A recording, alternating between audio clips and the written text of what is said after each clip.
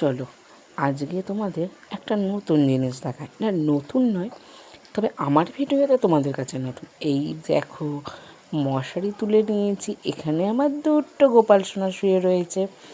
দেখো দেখো কি কিউটভাবে ঘুমাচ্ছে না। আর ওদেরকে তুলে জানো তো, আমি এখন, আমাকে দেখতে পাচ্ছ না, আমি না খুব আদর করছিলাম জানো তো। এই যে বড় গোপালটাকে নিলাম আর ছোট গোপালটা শুয়ে রয়েছে। তারপর গোপালকে তোমাদের সামনে দেখালাম। দেখো আমার কিউট গোপালকে, কি সুন্দর লাগছে না। তারপরে একটুখানি ছোটো গোপালটাকেও আদর করে নিলাম। কি কিউট, কি সুইট। হ্যাঁ, এগুলো আমার জায়ের। আমার যা তারকেশ্বরে গেছিলো, তাই আমার কাছে রেখে দিয়ে গেছে। তাই তো ওদের একটু সেবা করার সুযোগ পেয়েছি। এবার ওদেরকে চান করিয়ে নেবো, আর সেটাও তোমাদের সঙ্গে শেয়ার করব। এই দেখো আমার গপু সোনা চান করছে। দেখো, যেন মনে হচ্ছে ক্যামেরার দিকে তাকিয়ে আছে, তাই না? যেন ও সব বোঝে। হ্যাঁ, বোঝেই তো। আচ্ছা বলো তো, আমাদের কি সাধ্য বলো ঠাকুরকে কিছু দেওয়ার? ধরো ফুল ফল যাই দেবে সবই তো তেনার। আমাদের কিন্তু কিছু দেওয়ার সাধ্যই নেই তাদেরকে। তাদের নিজের জোগাড় তারা নিজেরাই করে নেয়। আমরা তো শুধু একটা উপলক্ষ মাত্র। এই দেখো, চান করে গামছা দিয়ে মুছিয়ে দিলাম। আর জানো তো বন্ধুরা, যখন ওদের আমি চান করাই খাওয়াই, তখন আমার ঠিক অনুভূতি মনে হয় যেন আমার নিজের সন্তান ছোট্ট থাকলে যেমন করতাম তেমনি করি। হ্যাঁ, সন্তান সন্তান ছোটো বড় কিছু না, মায়ের কাছে তারা সবসময় সমান। তবু বললাম, এই দেখো বন্ধুরা, আমি এখানে যে গামছাটা দিয়ে ওকে মোছাতে মোছাতে অন্য কাজ করতে আরম্ভ করে দিচ্ছিলাম, আমার খেয়াল নেই। আমার যেন মনে হলো পরে ভিডিওটা দেখে, যে গামছাটা ওর মুখের মধ্যে নিয়েছি, ওর তো নিঃশ্বাসে কষ্ট হচ্ছে না তো?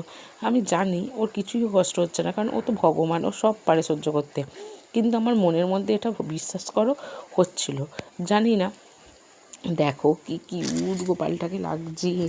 আমার তো খুব ভালো লাগে। আর শোনো বন্ধুরা, তোমরা যেন বোরিং হইও না। তোমরা যারা গোপালকে ভালোবাসো, ভিডিওটা যেন অবশ্যই দেখো।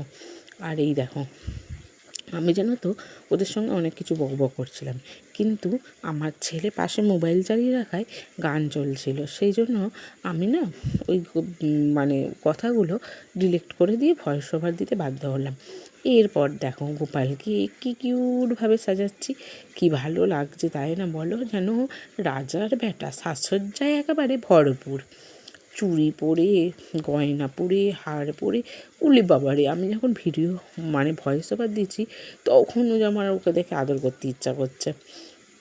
তোমাদের কার কার বাড়িতে গোপাল আছে অবশ্যই কিন্তু জানিও। হ্যাঁ, আর দেখো, আমি না ছোটো গোপালের চুলটা এই বড় গোপালকে দিয়ে দিচ্ছিলাম, যার জন্য হচ্ছিল না।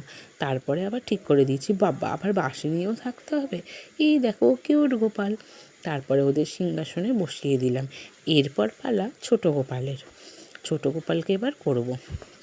জানো তো বন্ধুরা, আমার ছোটো গোপালটাই কিন্তু আগে এসেছিলো, তারপরে কিন্তু আমাদের বাড়িতে বড় গোপাল এসেছিলো। কিন্তু যেহেতু ওটা সাইজে বড়, সেই জন্য ওকে আমরা বড় গোপালই বলি। নালে কিন্তু আমাদের ছোটো গোপাল আমাদের বাড়িতে এসেছিলো। উলি বাবুরে, কী কিউট, কী কিউট। আমার যেন আমি ভয়েস ওভার দিতেই ওদেরকে আদর করতে ইচ্ছা করছে। তাহলে বলো তো। এই দেখো, এরপর ওদেরকে সাজিয়ে দিলাম। তারপরে রাজার ব্যাটার মতো ওরা সিংহাসনে বসে থাকবে, আর আমি কাজ করতে যাব। তারপরে জানো তো বন্ধুরা, যখন আমার জায়ের ছেলে ওদের নিয়ে যাচ্ছিলো, আমার কি কষ্ট লাগছিল। একটা সন্তানকে তার মায়ের বুক থেকে যেমন নিয়ে যায় গেলে লাগে। হ্যাঁ, সত্যি কথা বলতে, সকালে একটুখানি 3বার করে খেতে দিয়ে, আমার ছেলে তো কিছু করে না, আমার একটু অসুবিধাই হয়। তবু যেটুকুনি ওদের করেছি, আমি নিজের মনকে ভালো রেখে করেছি।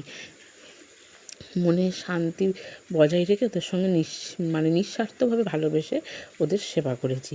এরপর দেখো দুজনে কেমন সিংহাসনে বসে রয়েছে আর খাচ্ছে সোমপাপড়ি। দেখো কি কিউট লাগছে না, দুজনে বসে যেন আমার সিংহাসনটাকে আলো করে রয়েছে।